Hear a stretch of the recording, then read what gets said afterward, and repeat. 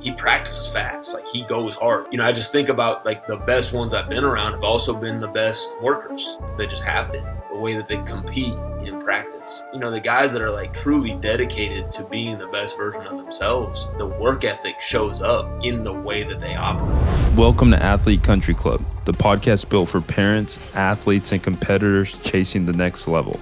I'm your host, Marcus McMarion, former Division I quarterback, now founder of Athlete Country Club. I started this show because, like many of you, I had to learn the recruiting process the hard way, traveling up and down the state, spending thousands trying to figure out what actually works. Each week, we break it down through two powerful segments. First, Coach Talk. This is where we sit down with college coaches, director of player personnel, recruiters to uncover exactly what they look for when offering scholarships. No fluff, just the truth from people making the decisions. Second, Athlete CEO. Here we go beyond the field, into habits, training, and mindset that build elite performance and long-term success. You'll hear from strength coaches, nutritionists, sports psychologists, and former athletes who've turned their grind into greatness in business, leadership, and life. Because being an athlete isn't just about playing the game, it's about mastering it and building your legacy beyond it. So whether you're a parent trying to navigate recruiting or an athlete ready to level up, you're in the right place. Welcome to Athlete Country Club, where we turn potential into performance and performance into purpose. What's up, everybody? Welcome to Athlete Country Club. I'm your host, Marcus McMarion. Today's guest is someone whose coaching career has taken him across the country. Across multiple levels of college football, ultimately to the Power 5 stage. But if you follow him closely, you know his path has never been about titles. It's about being obedient, timing, development, his faith. Pat McCann's most recent stop was as the receiver coach at Oregon State, previously the offensive coordinator and passing game coordinator at Fresno State, where he helped engineer one of the most explosive offenses in the Mountain West and developed multiple 1,000-yard receivers. Before that, he was a catalyst at Eastern Washington, Northern Iowa, UC Davis, and Stonehill, consistently building elite passing attacks and mentoring young men into leaders. But beyond the playbook, Pat is a man deeply committed to growth, spirituality, mentally and physically. He's a father, a husband, and a coach who leads with intentionality. Our own connection began at Fresno State through Coach Tedford. During my time running the NIL collective for Bulldog Bread, Coach McCann came after my playing career, but the moment we met, you could feel his presence, his humility, and his groundedness, and his heart for people. Today, we explore not just football, but faith, family, personal development, and the doors God opens when you're aligned with purpose. Pat, welcome to Athlete Country Club, brother. Appreciate you having me. Yeah, no doubt, man. I'm super excited about it, and I was just kind of scrolling through your Instagram and social media. You do a really good job of sharing different things through that medium, and kind of one of your most recent ones, you posted Revelations 3:8, and that was just God will open the right doors for you at the right time. And before I ask about that, I wanted to share kind of my own anchor verses. For me, it's Galatians 6:14. I actually have it kind of tattooed right here, and maybe one day it'll become our little family crest. I don't know when boys get older, but that 6:14 is just but as for me, may I never boast except in the cross of the Lord Jesus Christ. And it's kind of a verse for me that kind of grounds me, reminding me that, my identity isn't in job titles or achievements or timelines, but in Christ's sacrifice. And for you, why is Revelations 3:8 speaking to you and kind of this chapter of life you're in right now? Yeah, for me, my biggest probably weakness is just over the years is just making sure that trying to be where my feet are. And, as you come up in this profession in particular, you're looking for opportunities. And, I really quickly learned that if you don't take care of the job you've got, you won't get the job you want. And so, the other side of it, though, is you have to make sure that you are ready when doors are opened. You have to be ready to go through them. You have to be aware of, that you really have to be aware of, really how you move and operate day in and day out. And so for me, it's just something where my faith has been an anchor for me, and just understanding that if I just take care of the job I've got, things are gonna work out for me, and the right doors are gonna be open. You just got to be ready to go through them when they open. Yeah, no, and I mean your journey. I mean, just over. I mean, kind of dating back to '09 when you kind of got into your coaching role. I mean, at Stonehill, and you were the receiver coach in OC. Then you get jump to Davis and then Northern Iowa, and then Eastern Washington and Fresno State, and it's just kind of been a journey. And it's just like you said. I mean, you're handling your business, kind of taking care of what needed to be done in that time, and just through that. I mean, just looking back over the past decade of coaching. I mean, what doors has God opened or closed that affirmed His timing over yours? Yeah, and that is that's a very telling thing in my career because uh, you know I went to UC Davis, so that was my second job, and I worked for our head coach was Ron Gould, who is now the running back coach for the Rams, and he was a big part of really the development of my faith, but he's also a huge developer of me as a coach. Uh, and so I credit him with a lot of my both personal and professional development. And really, we didn't win very many games there. And Ron Gould's one of the best football coaches I've ever been around, but we just happened to we struggled in that time. We recruited well, we had good players. We just didn't end up winning enough games, and he got fired at the end of our fourth season. At the time, I go through the process of them bringing in a new coach, and the new coach comes in and doesn't end up retaining me, but it was I was the last one to be let go. So I thought, like, man, like I actually have a chance.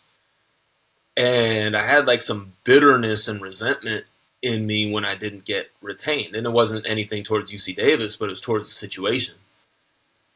And so I go through, a little time period without having a job, not knowing what's next, and interviewed for a couple things. One of the things I interviewed for, and I really had my heart set on it, didn't work out. And then just kind of this crazy set of circumstances leads to me ultimately ending up at Northern Iowa. And when I look at my whole career, the 2 years I spent at Northern Iowa were probably my biggest football development in my entire career to that point. Like those 2 years were more than the previous 8 years from a football standpoint. But all that to be said was that the one job that I had my heart set on and I was crushed when I didn't get it, that head coach got fired after the last game of the season that fall. So I would have been right back into that position that I was just in, and instead I got ready to go into the playoffs at Northern Iowa. Fast forward a couple of years later, and I'm at Eastern Washington. We're really productive. The guys I'm coaching are doing really good things, and I get an opportunity to interview for a job. And it was kind of going to be my first break into FBS football, my first kind of break from a financial standpoint. It was, it was a big deal that I was in this position, and I end up not getting it. And again, I was crushed. But kind of two things that came of that was that I developed a good relationship with the head coach that I interviewed with, and to this day, he's still somebody that I am connected to. And then 9 months later, I get hired at Fresno State. Well, again, fast forward, and I get promoted to the offensive coordinator job at Fresno State the same week that coach got fired. So instead, like I would have been fired again 2 years later, but instead I'm actually getting promoted at the place that I ended up at. And so I just look at some of those things and I'm like, man, you can't tell me that was not that my path was not what it was for any other reason, And so, I attribute a lot of that to just again faith in it, and it's not easy in the moment, but the right doors were opened. Yeah, no, and I think it's always kind of the whole. Your test is kind of your testimony. It's like hindsight's always 20/20. Looking back, I know I've been to tons of sermons, and it's a common saying, but they're like, "Hey, your mess is ultimately your message," and kind of being able to kind of stay grounded in that. And it's tough to hear. I'm sure someone might have been preaching that to you at the time, but when you're in the thick of it, it's like, man, I don't want to hear that. Like, this is terrible. This is the worst thing ever that's kind of going on. So, I mean, for you, I mean, and this could even be applied to some athletes right now, young athletes or parents that are listening. Like, if their recruiting's not in a situation where they're just taking punch after punch, like maybe they're talking to a coach and then it kind of goes quiet, or they don't actually end up getting that opportunity, similar to how, hey, you thought you were going to get a job opportunity, then it kind of got taken from you. And it ended up hindsight being a big blessing for your career. So talking to the athlete that's kind of maybe experiencing kind of gut punch after gut punch, like what were some of the resilience or things that kind of kept you going and kind of keeping your head down? I think the first thing that I just really looked at it as, okay, this is an opportunity to get better in the setting that I'm in. And for me, a huge thing is just purely not giving up. And uh, I think that that's one of the things that it can easily be a motivator if the energy's channeled right. Uh, at some point you have to pick yourself up and keep going, and if you don't, then you're not going to progress anyways. And so, I just think that ultimately it's an opportunity to really kind of test what you are and who. If you're about what you say you're about, you have to be able to pick yourself up in those moments. And I think that's one of the big things is that for me, I look at it like there are guys relying on me, and there's people around me relying on me. And in my case, there was a program relying on me to pick myself up and keep going because like that's really what it comes down to is you got people counting on you to do your job. And I think that again, that's a motivator for me more than anything.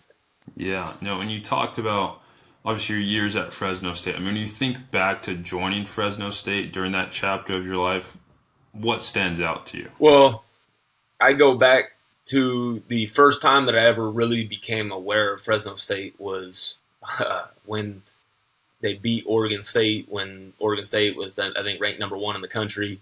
Uh, I think that was Yeah, 2001, and David Carr was the quarterback, and so uh, that was like my earliest I think I was a junior in high school when that was, and so I can vividly remember that. So then all of a sudden I get to a place like Fresno State with the pride and tradition and those things that make that program what it is, uh, and really, just recognizing just how blessed I was to be at a place like that. yeah, and I mean, just obviously, I played for Fresno State. You coached at Fresno State. It's a fan base that, I mean, they absolutely love football, and then when you're winning, they're on your side. It's the best thing that ever happens. When you start losing, the tide turns, and which is, I wouldn't. I've heard other coaches say, and even players myself, I wouldn't want to play any other place because, like, if I'm losing, I want the fan base to be upset to an extent, because people care about it. And specifically, I remember you guys had a season at Fresno State after, I mean, a 1-4 start. I mean, you guys finished with 10 wins. I mean, like, where did the shift happen? I mean, like, internally, as a staff, as a team. Yeah, I think the thing that probably stands out about that season in particular was the unwavering leadership of Coach Tedford. Uh, if anything, we didn't change a thing about our schedule. We didn't start working harder as coaches. Uh, I'll never forget it. We went in after losing to Boise that made us 1-4, and Coach Tedford just sat down. He's like, "Man, like this sucks, but if we don't pick our heads up, they won't pick theirs up." And then he said, "We need to start tackling better. We need to finish a little bit more on offense, but like we're doing the right stuff. We didn't change drills. We didn't practice longer. We didn't do anything different. We just talked about tightening the screws a little bit more on what we were doing." But he never wavered, and he didn't come in and start yelling, and he never changed who he was. And so to me, it was the unwavering leadership from him that just permeated through the rest of us. And we had good players. And, Logan Fife stepped up and we won some games down the stretch, once Jake Haener came back. And I mean, it was something where obviously that that was a positive, but we really didn't change. We stuck to our guns and we said our process does work. Like we believe in what we're doing. We just got to keep doing it and do it a little bit better. Yeah, no, and you mentioned, I mean, you guys did have, I mean, a lot of really good players. I mean, you developed multiple 1,000-yard receivers that year, and I mean, like, what core standard do you bring into every receiver room? Ultimately, it comes down to if you play really hard, you play fast, and you play with an edge, like you got a chance to be successful. And so it really is just a matter of like because receivers are naturally it's a naturally selfish position because there's only one ball and there's multiple guys on the field. And so, really it just comes down to, just trying to get those guys to play as hard as they can and be selfless. And, that group in particular in 2022 did a really good job of that. Uh, but, ultimately that's just what it comes down to in my mind is like, we come flying off the ball, we catch the football when it's thrown to us, we make plays when we have an opportunity to, uh, we'll be productive, we'll be good. And so, but yeah, I would say play hard, play fast, play with an edge. Like those are the three things that are. I mean, they're going to hear that. That's going to show up on the screen in the meeting room every day. Yeah, when you have freshmen, like incoming high schoolers that are coming in, like, what are expectations you have for them, and what are some growth kind of measurables you want to see as a incoming freshman? I think the first thing that I think just figuring out what are the standards, like what are the expectations, uh, what are the requirements, just to even fit into the room. Like I want it to be something when a freshman comes in, he does. I want him to feel like his head's spinning a little bit, just purely from how we operate. Uh, I want kind of championship level habits and behaviors in the room. So, I think a guy coming in prepared, like having a notebook and it's the same notebook so that it's not they know where their their notes are about what we talk about in that room. They know exactly where to find it. We spend a lot of time. I spend a lot of time with guys about their note taking. Making sure that they even understand how to take notes. Uh, so that way that's not a problem for them. But I think just the preparation, having something to write, a notebook to write on, having a pen. I had a guy a long time ago show up with a highlighter. Like that was he just came in with something to write with. Like he knew that the standard was having something to write with. So now I go further and say you got to have a pen to make sure that you are prepared. I think understanding just little things like sitting up in the meeting room, and not slouching. I tell guys all the time, take your hoods off. Just little things. I like to make sure that I think about the best teachers I ever had growing up. That none of them sat in the back of the room and taught. Like not a single good teacher I had sat in the back of the room and just talked at us. They were in the front of the room. They were engaged with us. They were looking and they were seeing our eyes. They were seeing our faces. And so, just getting guys used to like that's my meeting room style. Like I'm gonna be in the front of the room. I'm gonna be looking at you, and also just understanding the expectation of what is proper meeting room appearance and presentation. Uh, and then from there, it just really comes down to, I think a guy has to just be prepared. Like, yeah, it's gonna seem like a lot. Like it's gonna get better. Like you got to figure out what matters to you. Like a good coach isn't gonna coach the number one receiver that's a senior the same way that he's coaching a true freshman. So don't try and jump to what that guy knows. Like you got to know the basics and just understand like the groundwork, laying the foundation for what you're learning, knowing it's going to seem like a lot. Yeah, no, and you talked about, I mean, preparedness, and you kind of want the kid's head spinning a little bit when he kind of gets there as a freshman. And I mean, I could even talk to guys that I played with that I won't say their names to air them out, but some of the most talented guys I've ever played with couldn't sniff the football field in college. Why? They lack preparedness. I mean, I had receivers where catch one hand, jump, catch around their back, do all kinds of things, just super fast, jump really high, all the things, but couldn't get on the field because we called doubles right and they're the Z and they're going to the left. We call this and they're just like, man, if you think you got to go left, just go the opposite because you obviously don't know what's going on. Yep. But like, just talk about that a little bit. Like, I mean, you talked about things that are all intangible. Like, how important is the mental side of the game? Because when you get there, the coaches know you're talented and you could play. Talk about all the other intangibles that go into being a active football player in college. Yeah, I think that uh, details to me are what separate good and great. I think there's a lot of good players that you see on Saturdays. It's the same thing going from college football to the NFL. Like a guy's ability to process and retain the information and then go execute it on the field. Uh, like that's the same issue that you have going high school to college. Is that details might be the thing that keeps a guy from being able to get on the field and not, because the significance of it is, I think about like a simple play like a curl flat concept. The split of the curl route on the field and how the flat is ran might be the difference between that play working and not. It might be a great call executed poorly. And if that's the case, like then everybody's sitting there looking at it going like that's a bad play call.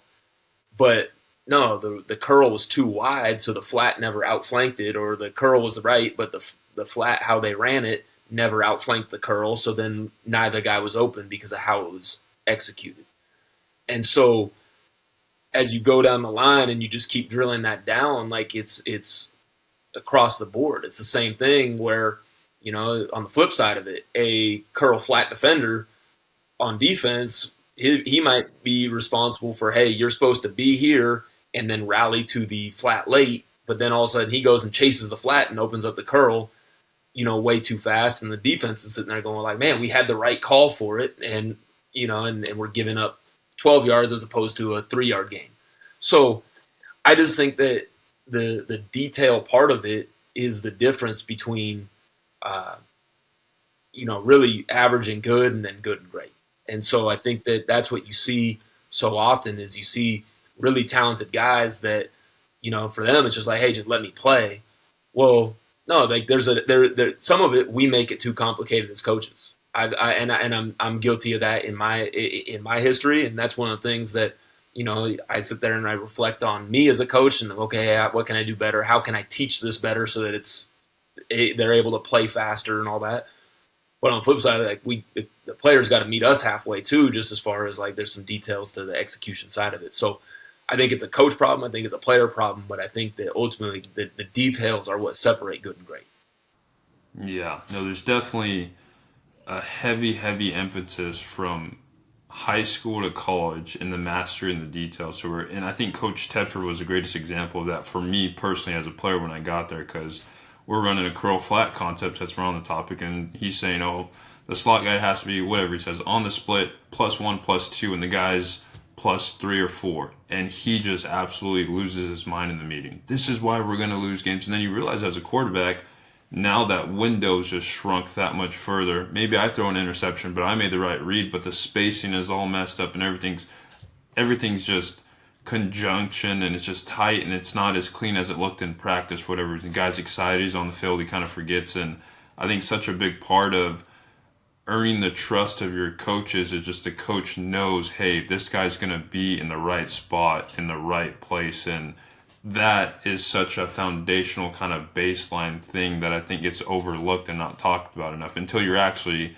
at the college level and you're like, hey, I'm the quarterback or I'm the receiver. How do I earn the trust of the offensive coordinator? I think that's one thing that's kind of big, but like kind of transitioning a little bit from like the X's and O's of it. I just actually recently flew in from San Diego today, so if I'm stepping on my words, it's because I'm a little jet lagged. But I just got back from a conference.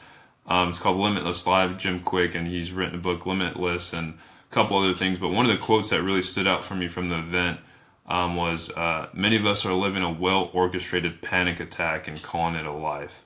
That kind of hit me like a truck to where it's like, it's so easy that we just fill our times and we're busy. I asked someone, "Hey, how are you doing?" Like, "Oh, I'm busy." It's like, like kind of made me really think, like, why do we always respond with that? I mean, for you, I mean, as a coach, as a husband, as a father, how do you step out of like the busyness of life and make sure you're stepping into your purpose and not only coaching football but developing these young men into leaders? Yeah, I think that for me, that's been a uh, point of growth for me a little bit. I think that uh, ultimately it comes back to what is the main thing for you. Like, a lot of people say your why and stuff like that. Like what is the main thing? Like, people will say keep the main thing, but then they don't actually live that. And I'll be quite honest, where you know the 2024 season was not, it didn't go how really any of us envisioned it going. And I think so much of the focus for a lot of people was on the wrong things, just as far as things that were totally outside of our control. But what was in our control was being able to pour into the guys that we were responsible for coaching. And I look back on it and I'd say, okay, like what am I going to do better moving forward as a football coach? Like, why did I get into it in the first place? Like, what do I actually enjoy about this? Like, what makes this more than just a job? Because we spend way too much time away from our families coaching football to be able to say, like, man, like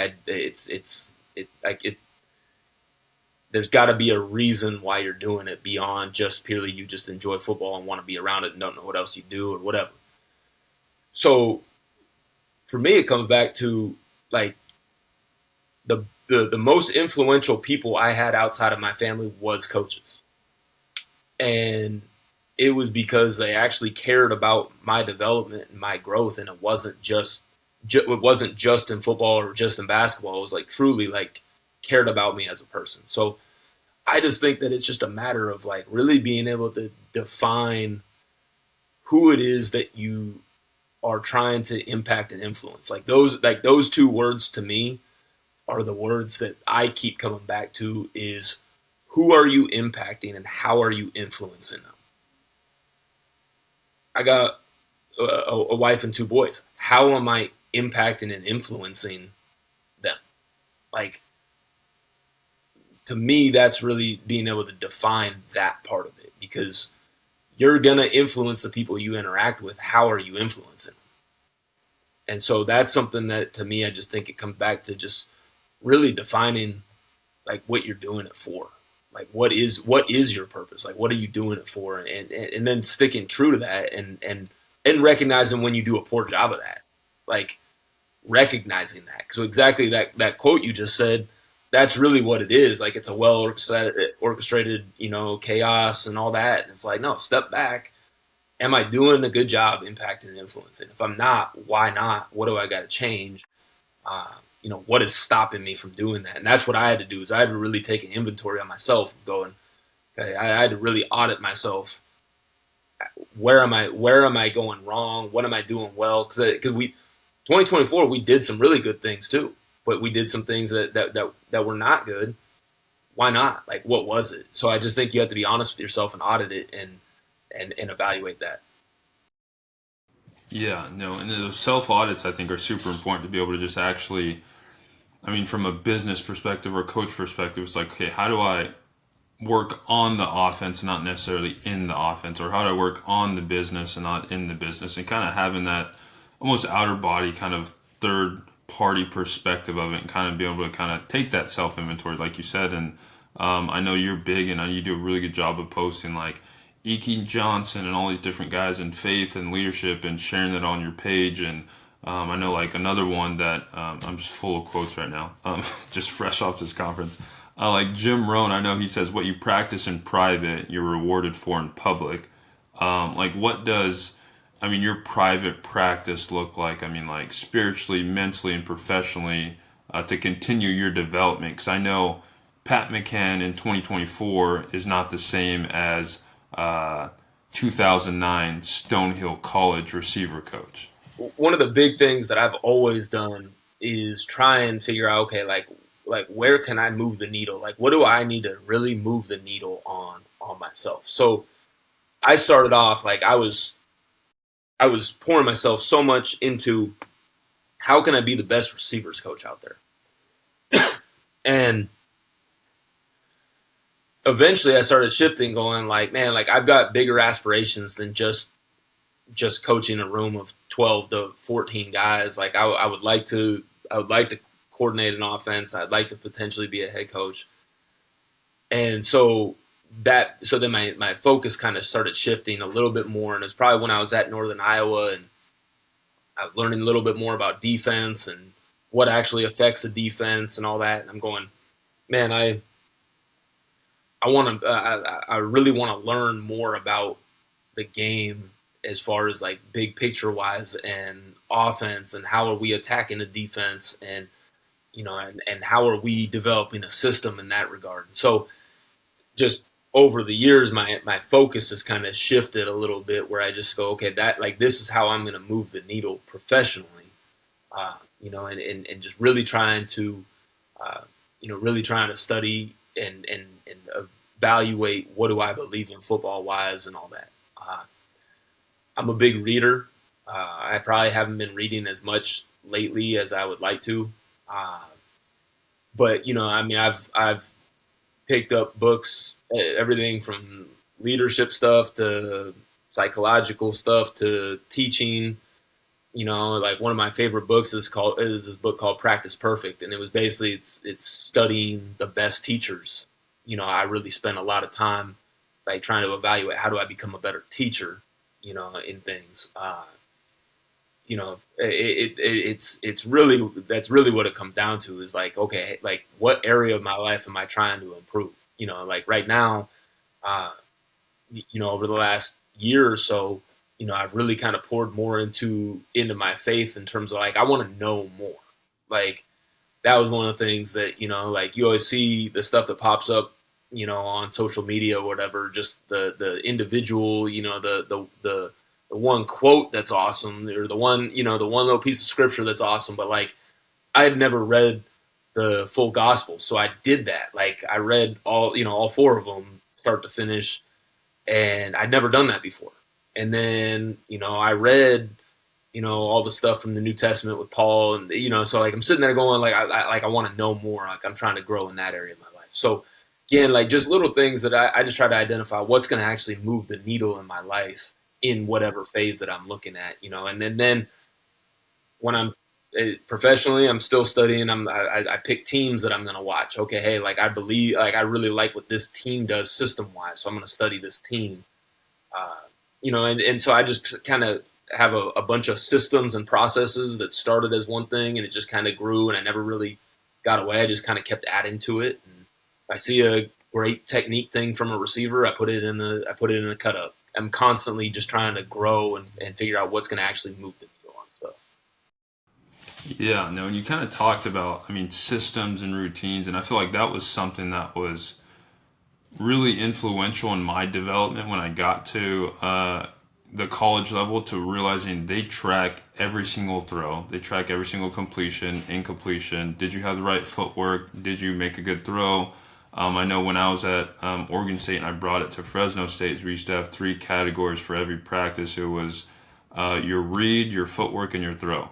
And you would either put a plus, you put a minus, or you put a plus minus to where it didn't really make a difference on that play. To where that was always something for me because I know sometimes it's easy to get in your head like, well, I'm the best thing ever. I had the best practice. I played so good. And then obviously once you break it down, you're like, I mean, I did good. I did some things good, but I definitely struggled with a lot of things. Maybe my reads were off, or maybe I made really good throws, but my footwork was terrible and my timing was off on every single throw, and I just got lucky. So kind of talk about the systems and implementations that receivers or offenses could expect and how you're diagnosing it from an offensive coordinator position or even as a receiver coach? Yeah, so I think the thing that I look at it like from a football standpoint, as far as like the big picture wise, if I sit down and we're getting ready to play, like we play Washington State, well, I'm gonna watch more. I'm just gonna watch games. And I'm gonna really just kind of buzz through it, and I'm gonna okay, hey, like, does any of their players on defense stand out? And just kind of at their core, who are they? And so like you might be clicking through and go like, man, they play a ton of coverages. Like they're not just a quarters team. They play cover three. They play three cloud. They play Tampa. I mean, it's like they spin the dial. I mean, they play a ton of coverages, and their corners are really physical, and their defensive end on to the boundary is super disruptive. So like that's my process. For example, like that's what I'm going to do on Sunday is just kind of roll through games really quickly and just see like, okay, who are they?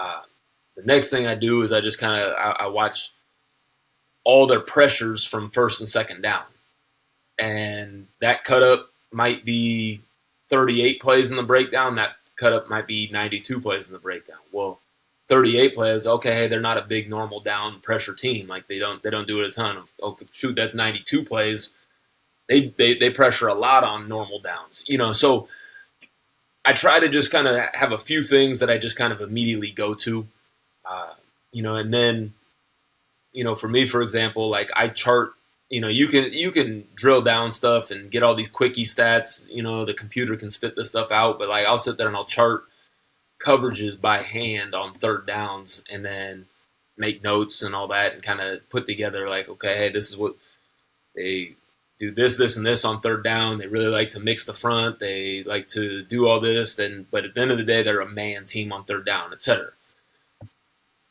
I know that that's going to be my process. What Sunday looks like, I know what Monday looks like. Tuesday I do the same thing from a red zone standpoint. So I think, but that's taken years of kind of but it's taken years to get to that point. It's taken a lot of years of inefficiency to get to that point. Like I'm sitting there going, but it goes back to the previous question about how can I be better? How can I be better in different areas? What can move the needle? Well, if I want to go home and see my kids before they go to bed during the week, like I have to work more efficiently on the other days, or else if I'm not efficient on Sunday and Monday, then Tuesday, Wednesday is going to be more inefficient than it needs to be. I think from a player standpoint, the thing that I try to do is I'll give guys a film sheet that basically is like a guided, like if you literally just read the question and watched these specific things on the film, you'll be able to be very efficient in terms of knowing what you need to know as a receiver. I think what happens for a lot of young players, for example, I think even older players, they don't know how to watch film. So like they're in there, they're saying, "Hey, I'm spending all this time preparing," but they don't know what they're watching. They're just watching. They're watching football like they're a fan because they don't. They're just watching the ball, and it's like that's not helping you for Saturday. So you might as well not even do it. So again, like just having a plan, I think is a big deal. As far as the systems part. I'm going to bring the film study packet in on Sunday. Grab the film study packet, and that's kind of laid out for you. So that's something that, again, systems wise, like I always print that out on Sundays. Like there's just certain things that like I just kind of have a checklist that I kind of roll through. Like I got to have this ready for the week, and this is when I do it. And like I said, it's probably a little bit of it is just the years of inefficiency of how can I do this better. Yeah, no, and I feel like for me personally as a quarterback, I feel like the biggest exponential growth in my game is when I kind of got to the level of Coach DeBoer and Tedford did a really good job of explaining this to me, that they said, hey, good quarterbacks understand the play call and know it and could kind of spit it out to the team. But they said the great quarterbacks understand why the coordinator's calling, why they're calling it in that time. And I feel like my first year, I kind of was just, I was got thrown in late, so I started the fourth game. I was still learning the offense, and I was just more so. Even at that point, my first year junior, a lot of people don't know. They're calling a play, X Y Z whatever, doubles right open, Liz rip blah blah blah, Angel, and I'm like, man, I think the inside go routes to the left. I hope it's to the left because I'm gonna read this side. I hope so. It's like I'm still kind of doubting myself, and then obviously you go into the second year, you get a full offense off season in under your belt, and now it's like, okay, I'm not worried about. I know there's a hitch over here. I know there's an inside failure here. I know there's an over, and I hope they like to run quarters and third and long, and I hope that backside safety is as aggressive as he's always been on film, and he jumps that, and it's a touchdown to the post. So it's like your brain starts to process things different, and like you said, it still gets me excited to this day. It's weird. I literally got chills right now. Like just thinking about it, it's like you could put yourself back into that situation. It's like, man, the game is so fun when it slows down and you start taking pride in that. It's like, man, I've studied, like you said, Mondays, first down, second down. And then you kind of start working your game plan. You're getting closer and closer and closer to it. Like in you with receivers specifically, I'm like, what separates a great receiver from a gifted receiver? Ooh. Uh, I think the thing that I would just say the best ones that I've been around are guys that can like really solve problems, uh, that don't really. It doesn't matter what the defense does; like they still got to cover them. Like it's something where it's like a guy will be like, oh well, he knew what I was running. It's like he didn't actually know what you were running. You probably tipped him off at some point mid route or whatever. And anyways, like who cares? Like you like go win, like go Yeah, win. And so exactly. I just Yeah. feel like uh, the best ones have been the guy that regardless of what the circumstances are, like they're gonna find a way to make the play, or understanding that you you're not always gonna run every route to just get yourself open. Like you might make the play by if you're supposed to outside release and you outside release and you get the defender's eyes to turn and you end up throwing a ball in behind the guy because of your outside release, like you made the play even though you don't get the stat. Like and so I just think that there's layers to it where it's like guys like really understanding like how do I actually fit into the whole scheme, and then when you get opportunities, like you got to win. Like that's the best ones find ways to win, uh, and sometimes the call's not the right call. Like sometimes the defense just has the right call. There's certain plays that if a team calls two man, like there's just certain plays that aren't good versus two man, and there's some plays that are better.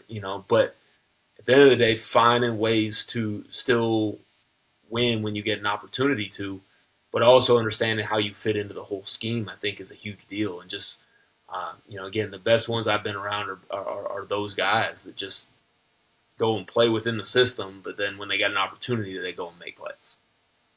Yeah, and I'm glad you touched on that because that's 100% my answer is understanding the concept and the scheme to where I understand this is very difficult to implement and most receivers, no knock on receivers, they enjoy the receiver position. Example, I was in a quarterback competition with Seth Collins when I was at Oregon State. We were back and forth splitting reps. He moved to receiver, and then towards the end of the back half of the year, and I started the rest of the year. And I remember him talking. I'm like, him coming up to me say, "Dude, I love receiver. I don't have to think about anything but my route." He said, "That's all I have to think about." And some guys are like, some guys enjoy that, and I think the best receivers I've been around, like you said, they understand and grasp the concept of the play in its entirety and understand what's going on. I know Keyshawn Johnson was a receiver I played with. They just won the Grey Cup out in the CFL right now this past year, and he was really good.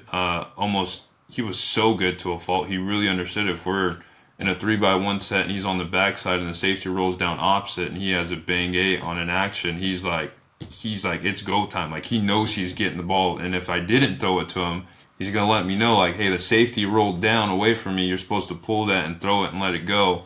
So I think those are the guys that just understand. And I mean, that didn't happen overnight. I remember him intentionally watching film with me as a quarterback and saying, hey, how are you looking at this play? And obviously, it kind of just works its way up the ladder. I'm watching film with Kalen DeBoer and I'm talking to him and saying, how are you looking at this play? What are you thinking about? And it's kind of just a drop down effect, and it's kind of working its way down the ladder, and guys understanding that. And then you kind of take it a step further. I mean, if you're a young quarterback, I used to watch film with my center all the time so that we were on the same page with all the pressures. Hey, what are you looking at? What do you see? Oh no, I see it this way. I see this and that, and it's like we're trying to learn each other at the same time, so we're all on the same page when Saturday rolls around. And obviously, you've been a coordinator and you've been a part of, I mean, Eastern Washington's offense. I mean, you said you guys produced a little. That's very underwhelming. I mean, it was 555 yards a game. That's probably one of the most productive offenses, don't quote me, maybe ever in college football.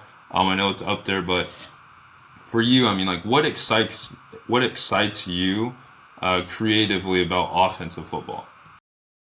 I think that, and it's funny. I've probably evolved in certain areas, but I think when you have a system and you develop a system, and I've kind of become a little bit more of a less is more mindset, because I do believe that you got to give guys a chance to be good at what you do. Uh, but like you get to be the one that's attacking, and you get like they have to defend us. Like having that mindset and having that mentality, and putting some stuff out there and letting guys go be the ones attacking. Like that's exciting to me. And I think the best defenses are the ones that are relatively simple and let their guys play fast and be attacking. And but I just think that that's something that I just really enjoy is like they got to defend us, and if we can put them in some compromised positions and then let good players go play really fast, which is I think what we did exceptionally well at Eastern Washington in particular. But I just think that that's something where uh, like that's exciting to me. Is like they got to defend us. It's funny you mentioned like keeping it simple. As soon as quick little side note, I had coached in an high school all star game. I've always kind of wanted to get into coaching. I was like, hey, just maybe in a couple of years. I didn't want to be too closely in age to guys. But I coached a high school game, and you know the offense. I mean, you ran it too, but all I implemented was like Arizona, like inside zone, outside run. We had colors, blue, yellow, just real simple. He had opportunity to change it. And we put up like 60 points in 3 quarters, and I was like, man, like I just wanted to see myself. I'm like, man, I think they complicate, especially at the high school level. It's like, hey, it's almost the Mike Leach approach. Maybe not as drastic of him having 5 plays on his little scribble like that, but there is a power in like, hey, we run 10 plays and we're damn good at those 10 plays, and we run them fast and efficiently, and everyone knows what's going on. And that's obviously when athletes are able to be their full ability and play at their best level, when they're not doubting themselves and thinking, but they're just being athletes. And I know I recently just kind of watched an interview that was it's a little contradicting for some people, but it's framed around like Cooper Kupp. I mean, his process, first mindset, and you've been around, I mean, countless receivers, and you've been around a program and culture a few years after that produced Cooper Kupp at Eastern Washington. And Cooper shared a quote that went viral, and he was saying, don't chase the result, fall in love with the process. The result's just a byproduct of work. And like from your experience, I mean, like what are hidden traits that actually determine whether a high school or junior college athlete becomes great, and like things you saw in someone like Cooper Kupp and kind of stories you heard about him? Yeah, I think the thing that makes a guy like Cooper Kupp so special, uh, I've been around a couple guys like him, and Cooper Cup's the a great example of somebody that works incredibly hard in all phases that he does. I mean, just everything from off the field. I mean, he's one of the best human beings. To he works hard in the weight room, conditioning. He watches a ton of film. He catches a ton of balls. Like he's truly dedicated to being the best version of himself. And that's just where I think that stands out with a guy like that.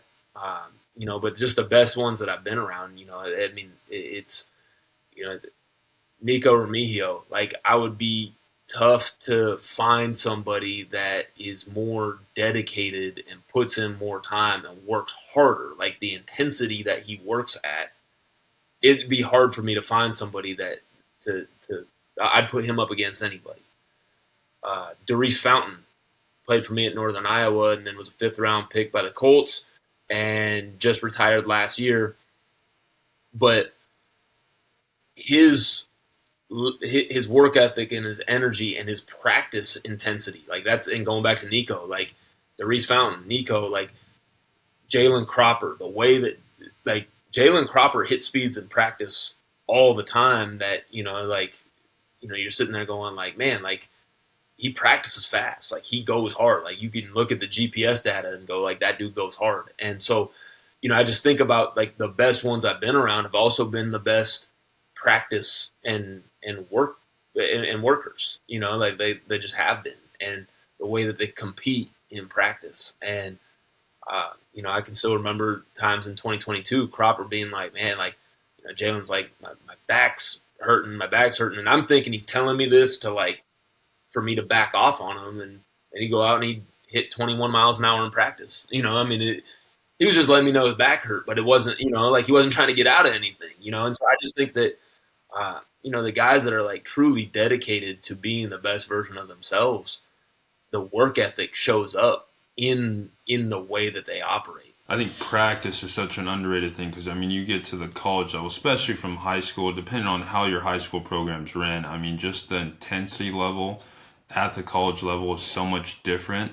I think not only because it's so much more efficient with its scheduling and team run and team pass, and it's very structured in that sense, but you have to be efficient with your time. And depending on your situation on the depth chart, you don't know how many reps you're going to get. So the rep you do get, you better make sure you know what your route is, or you better know what your concept is and what you're doing. So I think that's always really important. And but just like kind of transitioning to the high school side of things, I mean, when you walk into a high school or junior college, I mean, like, what's the very first thing you evaluate before film or before stats? So I really look at like, especially like when I first meet a recruit, like at Fresno we call it being bright eyed. Like just somebody that just like is engaging and looks like they want to be there, and they're not. And it's not that they got to be somebody they're not, but like, are they on time? Like if practice, if we're going to watch a kid practice, like is he at practice on time and like ready to go, or is he the guy that's over there putting on his shoes and the last one getting out there and being like kind of like the cool guy and all that? Like just how do they carry themselves when they're in school? Like do they, not that they gotta be all dressed up, but like do they like what's their appearance? What's their overall, uh, kind of makeup outside of the football realm? Because I think you recruit your own problems. So like if I'm frustrated by a guy being late to everything in college, well, I'll bet you he was late to stuff in high school. Did you find that out? Like, did we know that? But I'm willing to bet that he didn't all of a sudden start becoming late to stuff all of a sudden. Uh, like if a guy's not prepared at the beginning of practice, I'll bet you could have seen that at workouts and in practice in high school. So I just think that just kind of how a guy just generally puts off, like what's the perception, what's the image that you do put off. Uh, because you can also tell on the flip side of it where a guy's faking it too.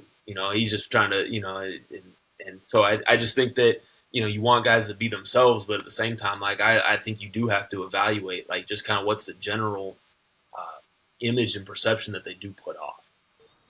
Yeah, no, I love that. You recruit your own problems. I've never heard that said. That's awesome. And I mean, like, on that note, I mean, What's one red flag that tells you a recruit may struggle at the next level?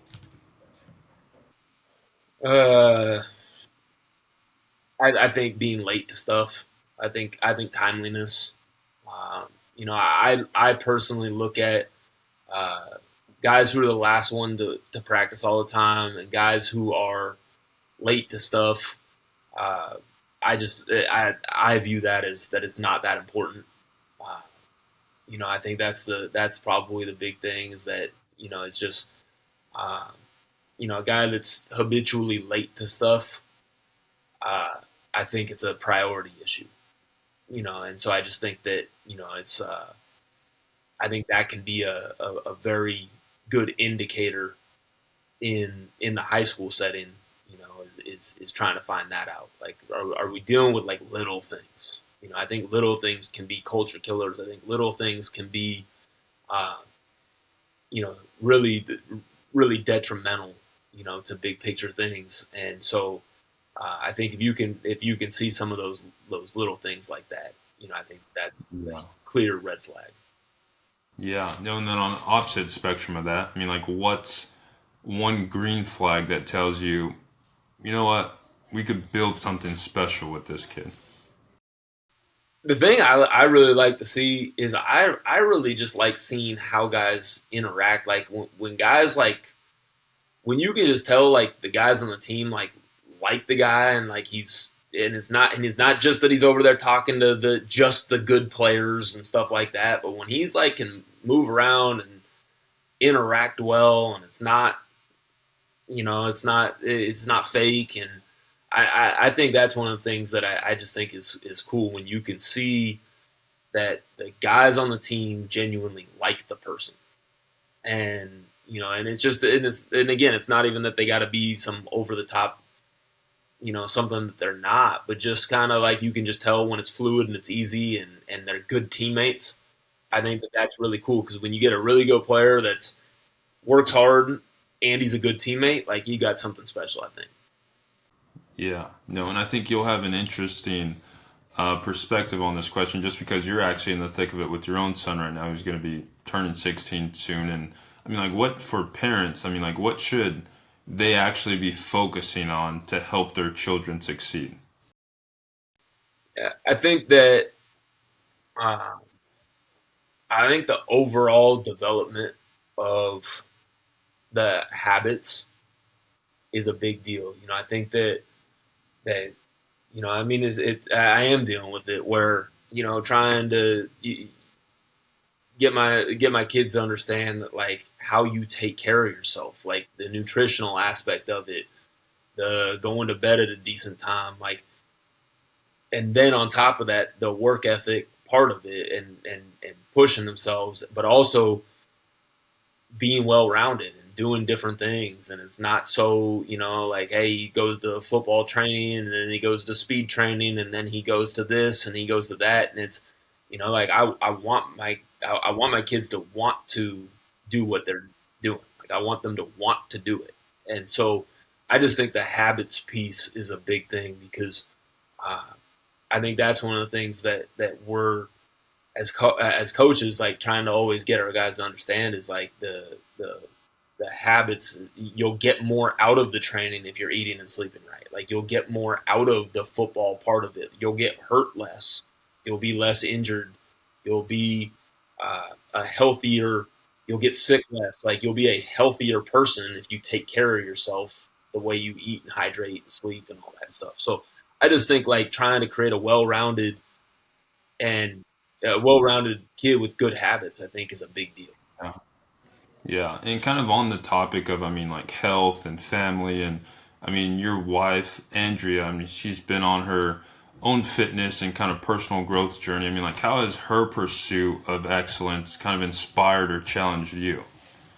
Yeah, I mean, yeah, I hate that I say this. So, like, I think it's one of those things where like I always make jokes about it, where I go work out because I'm like, look, like you're hot, like I gotta match that, like But I think the thing for her that's been really cool for me is that her whole thing was like I really want to be a healthier version of me. Like I don't like the like she didn't like how her own perception of herself from a health standpoint, and so uh, it's been cool just because I think that it's kind of like I think we both kind of naturally challenge each other without even have to really say anything. Uh, but it's been really cool to see her progress and her growth from it too, because you can just see how much better she feels about herself, which ultimately leads to better output on whatever she's doing. And I think that that's a great uh, indicator for a lot of people. Is like, man, like when you're a healthier version of you, you will have better outputs. Yeah, no, and kind of the reason I wanted to talk about that too, I was listening to a podcast. I don't know if you've listened to Sean Stevenson at all, but he's the host of the Model Health Show, and he had just said, like your relationships can be your greatest accelerant or your greatest drag. And for you, I mean, like, how has your marriage added clarity and stability and kind of grounding to your life? My wife is really remarkable the way that she's kind of held our family together over the years. We've moved multiple times. We've been in different places. I've had career highs. I've had career lows. Uh, and she has been so consistent and so supportive in every phase of it.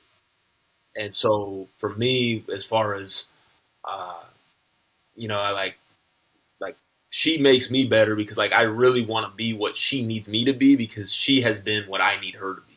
And so ultimately it just comes back to uh, you view your spouse as like that's supposed to be it's supposed to be like a partnership. It's supposed to be a team, and that's exactly what she's always been that for me.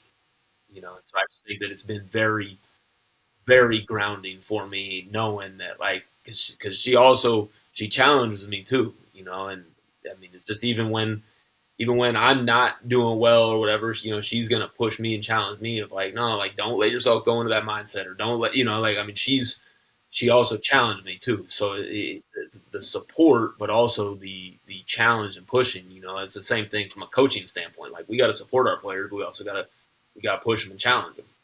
And so it's been just the ultimate kind of version of a team for me between the two of us and the way we parent and all that. Yeah, no, having that inner circle that is not afraid to challenge you, but also support you kind of in your time and needs. And I've accredited that, and I've said it multiple times publicly that I accredit most of, if not all of my athletic success to I had three friends in high school, Mario, Xavier, and Javier. And anytime I needed to work out or train, one of those three would answer, and we'd go do what we had to do. And they're a big reason why I was able to I was willing and vulnerable enough to kind of tell them my goals, my aspirations. Hey, this is what I want to do, and they respected that. And it's like, hey, they knew not to. Hey, if people are going to be drinking and smoking and doing these kind of things, we don't need Marcus shouldn't be around this stuff because we know what he's trying to do. He doesn't need to be in the wrong place at the right time, and I really respected that from that friend group. And I mean, just from everything you've talked about, kind of wrapping it. I mean, just how influential is a young athlete's inner circle? Man, I mean, it's incredible. Like I, you can say it a bunch of different ways. Like you're the average of the five people you hang out with the most. Show me your friends, I'll show you your future. Like you really can exactly what you're saying. Like you can have people that are gonna show up and go work out with you and all that just as easily as you can have people that are gonna convince you to not go do those things. Like there's plenty of people that's like, hey, I'm gonna go work out. It's like, come on, man, like let's do this instead. Uh, and so I just think that it really is like like you are who you associate yourself with, and uh, I think that's a big deal as far as uh, becoming the best version of you, but also like it's the guilt by association too. Like like if you want to be not viewed as lazy, but you hang out with lazy people, like you're going to be viewed as that, and if you want to be viewed as a hard worker, but you don't hang out with hard workers, you're not going to be viewed like that. But I just think that ultimately, the people that you spend the most time with, you are much more likely to become more like them. And the way I'll sum it up the best for me is if if I take a group and if I teach to the middle of the group, that the high achievers are going to come down and become more like the middle, and you might get some that come up to the middle. If you teach to the low end of the room, the middle is going to become the low end, the good ones are going to become the middle. And so, like, you really want to make sure that everything you're doing is towards what the desired outcome is, or the desired perception, or the desired whatever you want. That's what you want to associate with. And it's like they always say, like 80% of your problems come from 20% of your people. Like, I think that's a big deal right there. It's like the same 20% of the team are the guys that are late to everything, that academic issues and all that. It's the same guys. Like, it's the same guys all the time. Like, uh, you know, birds fly. Birds of a feather fly together. Like, so. I just think that your inner circle is huge. Yeah, no, that's awesome, and I think, I mean, we've covered so much today. I mean, like, what I kind of like to do right at the end is finish with one question and kind of allow you to kind of sit back and take it in and kind of give an answer. But like, if for whatever reason this whole podcast I forgot to hit record, none of it got recorded for whatever reason.